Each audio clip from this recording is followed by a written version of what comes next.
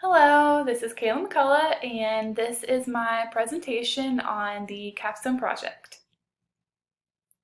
So for my Capstone project, I conducted a mini job analysis and developed a training program and manuals for the line-by-line position within the Office of Admissions at Bluegrass Community and Technical College. This college is a part of the Kentucky Community and Technical College system and primarily serves Central Kentucky. BCTC has 7 campuses, 4 of which are regional, meaning that they are not located in Lexington. BCTC focuses on providing flexible and affordable course options for all student demographics. Admissions is the first step for all students, including transfer students, who are required to submit all transcripts before they are admitted. So these transcripts are entered and evaluated so that the college can award credit for the coursework from all these other colleges.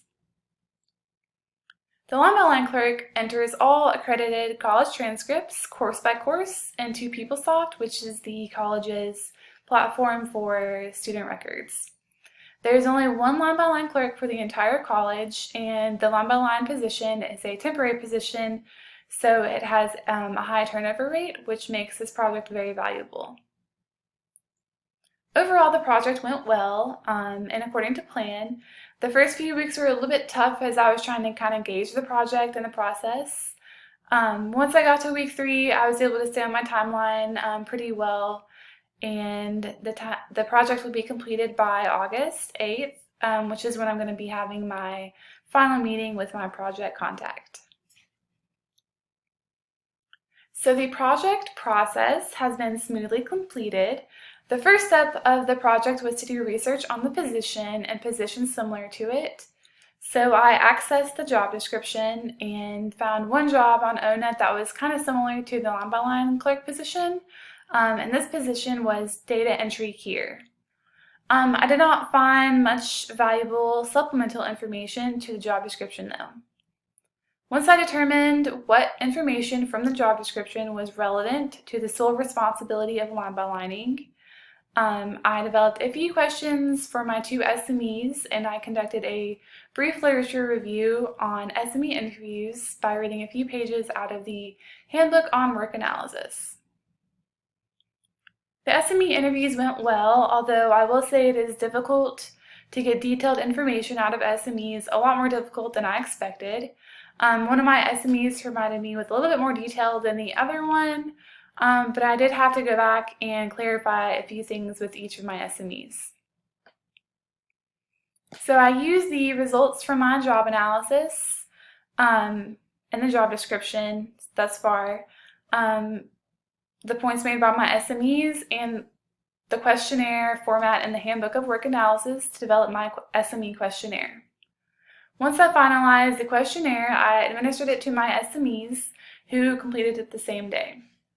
So once I had these results, I merged them with the rest of my results and developed a brief analysis of line-by-lining with the main focus on the steps of line-by-lining. I used my knowledge of the job based on my job analysis to conduct a needs assessment. This helped me focus on my goals and objectives, which I developed next. So developing the goals and objectives was probably the most difficult part of the whole project. I think because the project was so specific, it just was kind of hard to narrow down the goals and objectives. So I used these goals and objectives to decide which training activities would be the most valuable and what sequence of activities would be the most effective. I decided to go with a general to specific format with many examples and cheat sheets included in the manuals in the program. The activities were developed into training manuals, and both the trainer and trainee have manuals, separate manuals. Developing the manuals took the longest amount of time and effort because I needed to ensure that they had all the necessary components. So the final aspect of the project was developing a training evaluation survey.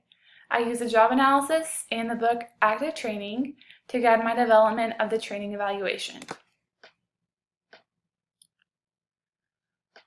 So the final report that will be delivered to my client will include a summary of the job analysis, This summary is essentially a list of the major steps of line by lining, the KSOs required for the position, and the educational requirements for the position.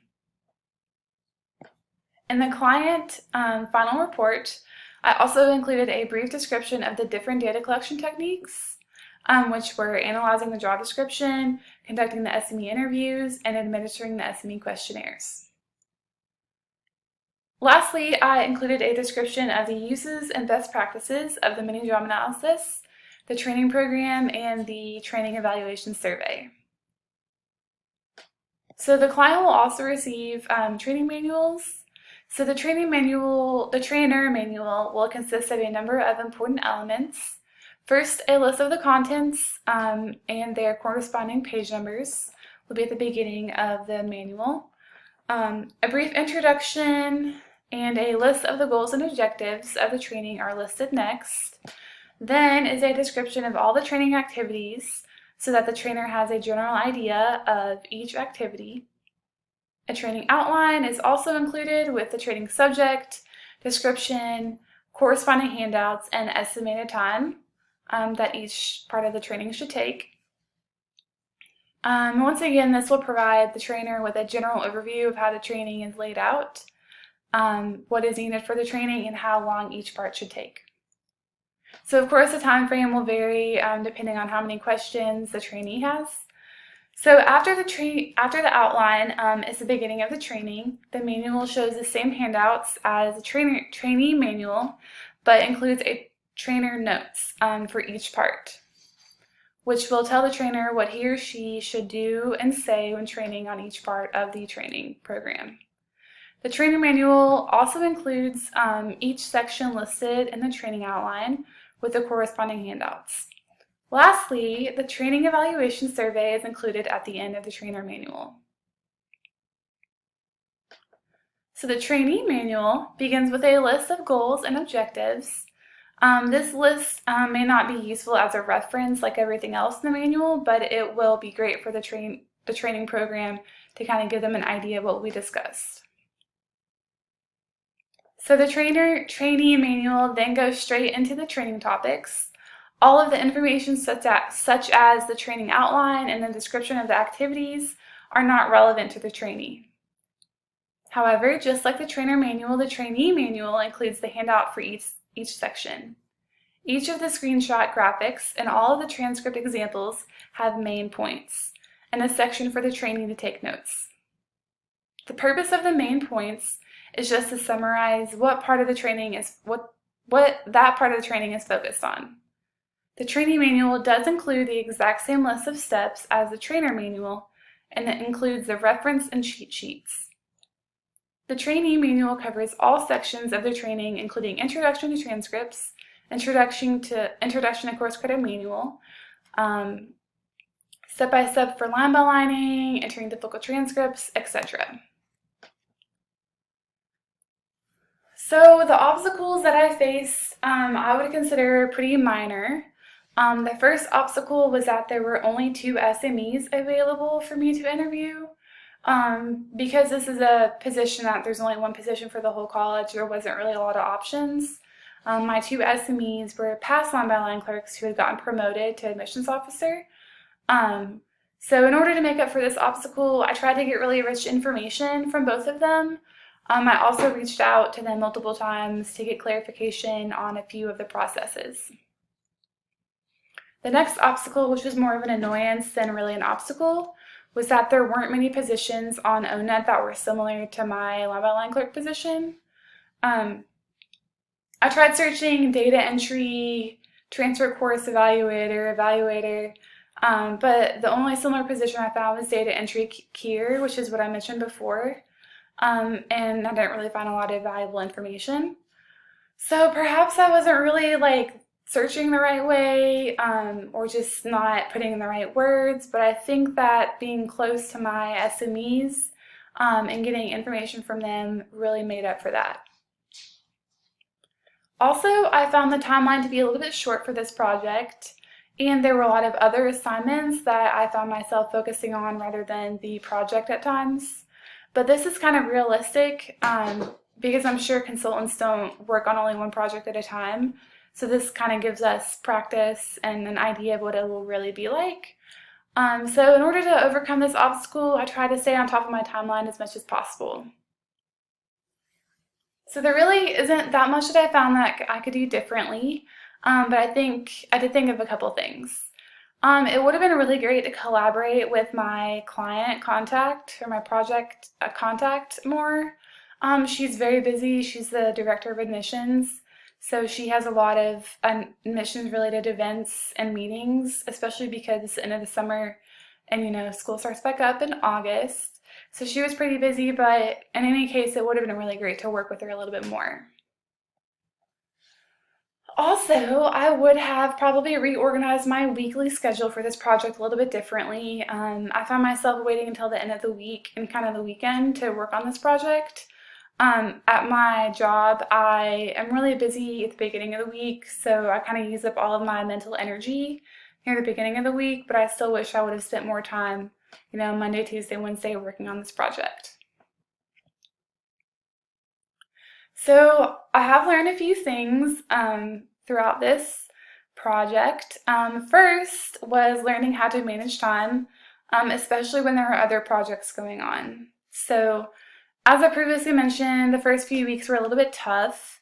It seemed impossible to complete my assignments while also being productive at work and everywhere else. But I was able to get through it. I had two strategies for getting through these first 2 weeks. First, I made a list of all the assignments in my agenda and kind of took them one step at a time. And on my agenda, I put an assignment every single day that I had a goal of completing. But really, I just tried to take everything one step at a time. Another learning point was learning how to probe and communicate with SMEs. Like I said before, I really wasn't expecting it to be that difficult. And even though the SMEs were my coworkers, they were really kind of like not very, they wouldn't really share as much as I was expecting. So I did have to probe and learn how to really communicate with them. And the third thing I learned was how to develop professional documents and deliverables. Throughout this program, I have completed many assignments that have required me to develop professional documents and deliverables. I've never been super confident with my ability to develop professional looking documents, but I think this project and this whole program in general has really helped me with my confidence in that department. I'm still not 100% confident, but I think that this project has made a significant difference.